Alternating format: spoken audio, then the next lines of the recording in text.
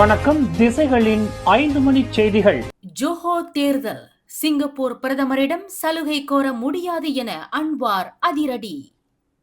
நாடாளுமன்றத்தில் நடைபெற்ற கேள்வி பதில் நேரத்தின் போது வரும் சனிக்கிழமை நடைபெறவுள்ள ஜோஹர் மாநில தேர்தலில் மலேசியர்கள் தாயகம் திரும்பி வாக்களிப்பதற்கான நிகழ்வுத்தன்மையை வழங்குமாறு சிங்கப்பூர் பிரதமர் லாரன்ஸ் வாங்கிடம் கோரிக்கை விடுக்க எந்த திட்டமும் இல்லை என்று பிரதமர் அன்வார் இப்ராஹிம் தெரிவித்துள்ளார்.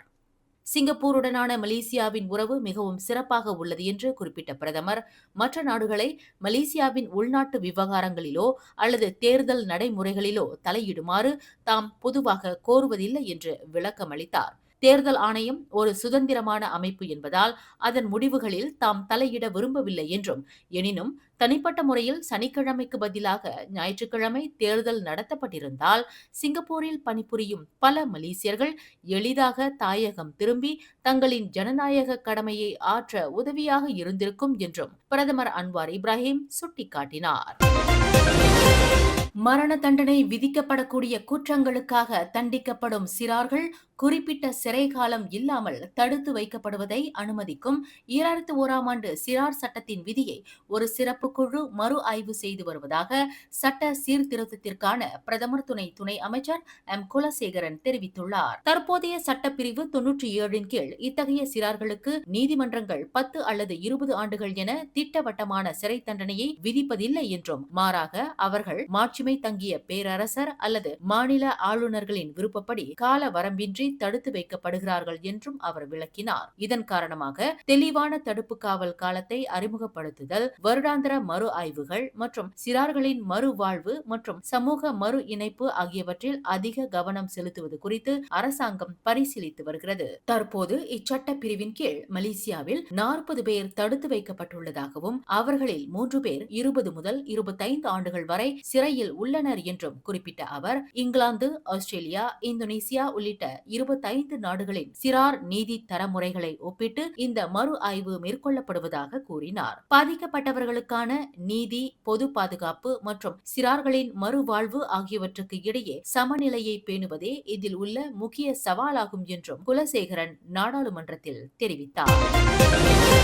புகிட் பெருமாய் சட்டமன்ற தொகுதியின் பக்கத்தான் ஹராப்பான் வேட்பாளர் முகமது சவ்வான் அனி தமன் மேவாவின் ஜலான் சிலிண்டாங் 13 பகுதியில் வீசிய கடுமையான புயல் பாதிப்புகளை நேரில் சென்று பார்வையிட்டார். இந்த இயற்கை சீற்றத்தினால் பல வீடுகளின் கூரைகள் காற்றில் அடித்து செல்லப்பட்டதுடன் தொலைத்தொடர்பு கோபுரங்கள் சரிந்து விழுந்து குடியிருப்பு பகுதிகளுக்கு பலத்த சேதத்தை ஏற்படுத்தியுள்ளன. பாதிக்கப்பட்ட மக்களின் பாதுகாப்பை உறுதி செய்யவும் சீரமைப்பு பணிகளை விரைவுபடுத்தவும் முகமது ஷவ்வான் அனி தினாக நேஷனல் பர்ஹாட், மலேசிய தொடர்பு பல்லுலக ஆணையமான MCMC, டெலிகாம் மலேசியா ஆகிய நிறுவனங்களை தொடர்பு கொண்டு உடனடி நடவடிக்கை எடுக்குமாறு கேட்டுக் கொண்டுள்ளார். பாதிக்கப்பட்ட அனைத்து மக்களுக்கும் தனது ஆழ்ந்த அனுதாபங்களை தெரிவித்துக் கொண்ட முகமது சவ்வான் அனி இந்த சோதனையான கட்டத்தை கடக்க அவர்கள் மன வலிமை பெற வேண்டும் என பிரார்த்திப்பதாக கூறினார். மேலும் நிலைமையை தொடர்ந்து கண்காணித்து சம்பந்தப்பட்ட அதிகாரிகளுடன் இணைந்து அடுத்த கட்ட உதவிகளை சீரமைக்கப் போவதாகவும் அவர் உறுதியளித்தார்.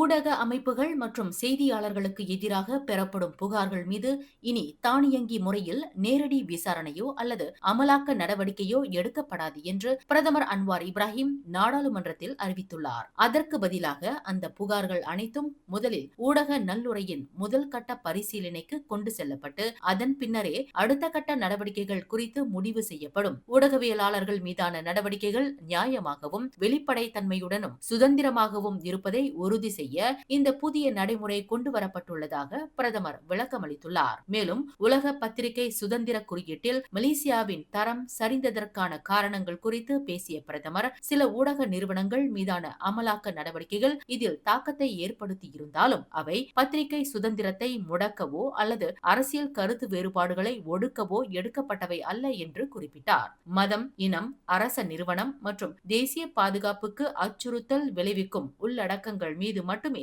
நடவடிக்கைகள் எடுக்கப்பட்டதாக தெரிவித்த அவர், சமூக ஊடக தளங்கள் பயனர்களின் புகார்களின் அடிப்படையில் தன்னிச்சையாக பதிவுகளை நீக்குவதும் இந்த தரவரிசை சரிவுக்கு மற்றொரு காரணியாக அமைந்துள்ளது என்றும் சுட்டிக்காட்டினார்.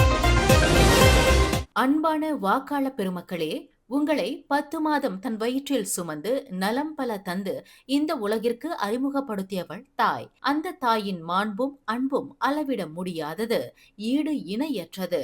அத்தகைய பேரன்பு கொண்ட தாயை பாதுகாப்பதும் அவர்தம் நலம் பேணுவதும் நம் ஒவ்வொருவரின் தலையாய கடமையாகும்.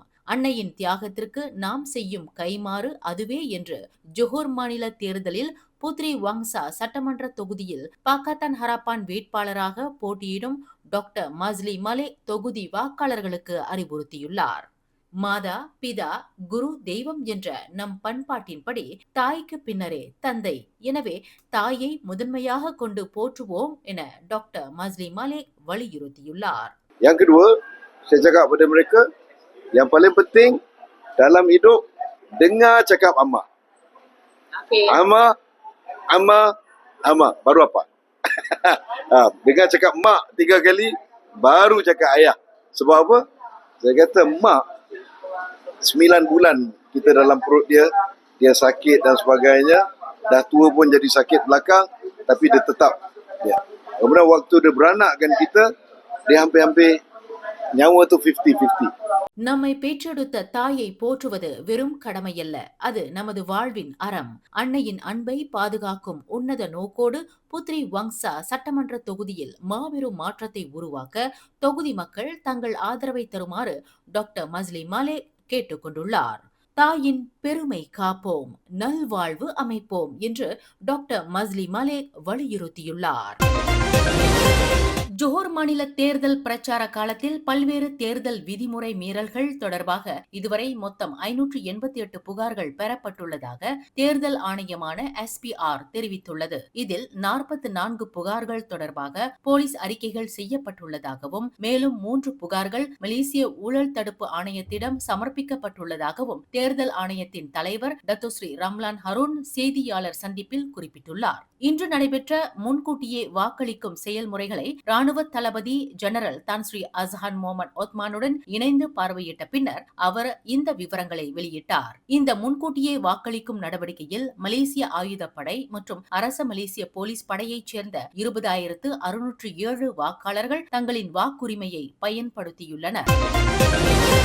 தாம் ஒரு வேட்பாளராக தேர்வு செய்யப்படுவதற்கு முன்பு கடந்த 3.5 ஆண்டு காலமாக பாலோ தொகுதியில் ஒரு மருத்துவர் என்ற முறையில் சேவையாற்றி வந்துள்ளதாக ஜொஹூர் மாநில தேர்தலில் பாலோ சட்டமன்ற தொகுதியில் ஜாசேகா சார்பில் பாக்கத்தான் ஹராப்பான் வேட்பாளராக போட்டியிடும் டாக்டர் ரூபன் ஆறுமுகம் தெரிவித்தார். தொகுதி மக்கள் எதிர்நோக்கி வரும் பிரச்சனைகளை நன்கு அறிந்து வைத்திருப்பதால் ஒரு சட்டமன்ற உறுப்பினராக தம்மை தேர்வு செய்வது மூலம் தொகுதி மக்கள் எதிர்நோக்கி வரும் பிரச்சனைகளை தீர்ப்பதில் முதன்மை கவனம் செலுத்தப் போவதாக ஜொஹூர் மாநில தேர்தலில் பாலோ சட்டமன்ற தொகுதியில் ஜாசேகா சார்பில் போட்டியிடும் பாக்கத்தான் ஹராப்பான் வேட்பாளரான டாக்டர் ரூபன் ஆறுமுகம் தெரிவித்தார். இப்பகுதியை சேர்ந்த மக்கள், குறிப்பாக இளைஞர்கள், தங்கள் வாழ்வாதாரத்திற்கு சிங்கப்பூரை நம்பியிருக்க வேண்டிய நிலையில் உள்ளனர். அத்தகைய இளைஞர்கள் பாலோ தொகுதியிலேயே வேலை செய்வதற்கும் நல்ல வருமானத்தை பெறுவதற்கும் தொகுதி உள்கட்டமைப்பை வலுப்படுத்துவது தமது முதன்மை கடமையாக கொள்ள திட்டமிட்டுள்ளதாக டாக்டர் ரூபன் குறிப்பிட்டுள்ளார்.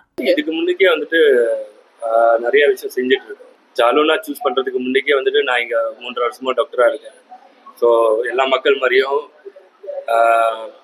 அன்றாடம் இஷ்யூ எனக்கு தெரியும். ஏன்னா நானும் ஒரு மக்களாக ட்ராவல் பண்ணுறேன், பேஷண்ட்ஸ் கூட பேசுகிறேன், அவங்களுக்கு என்ன இஷ்யூ. ஸோ ஜாலோனா சூஸ் பண்ணுறதுக்கு முன்னுக்கே இஷ்யூஸ் எல்லாம் தெரியும். ஸோ அந்த இஷ்யூ தான் கண்டிப்பாக என்னோட ஃபர்ஸ்ட் கன்சர்னாகவே இருக்கும்.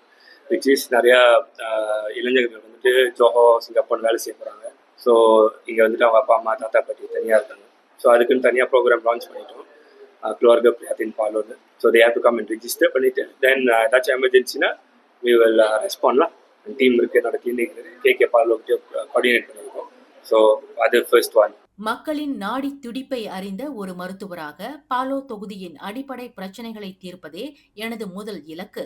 நம் வீட்டு இளைஞர்கள் வாழ்வாதாரத்திற்காக சிங்கப்பூர் செல்வதை தவிர்த்து சொந்த மண்ணிலேயே நல்ல வருமானத்துடன் வாழ தேவையான வேலை வாய்ப்புகளையும் உள்கட்டமைப்பையும் நிச்சயம் உருவாக்குவேன். பாலோ தொகுதியின் ஒட்டுமொத்த வளர்ச்சிக்கும் மக்களின் நல்வாழ்விற்கும் பாக்கத்தான் ஹராப்பான் சார்பில் போட்டியிடும் தம்மை ஆதரித்து வெற்றி பெற செய்ய வேண்டும் என்று தொகுதி மக்களுக்கு டாக்டர் ரூபன் உருக்கமான கோரிக்கையை முன்வைத்துள்ளார்.